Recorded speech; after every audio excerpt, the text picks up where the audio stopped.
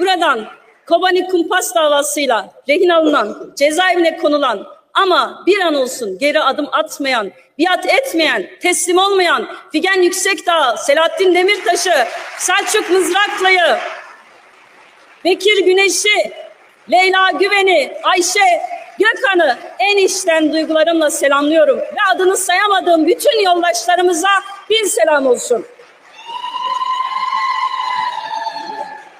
Yine iki oğlunu ve eşini kaybeden, yıllardır adaletin olmadığı, hukukun olmadığı, anayasanın askıya alındığı bu ülkede karanlıkta, samanlıkta iğne arar gibi adalet arayan, kış, yaz, sıcak, soğuk demeden meydanlarda oturan Emine Şen Yaşar'ı buradan selamlıyorum.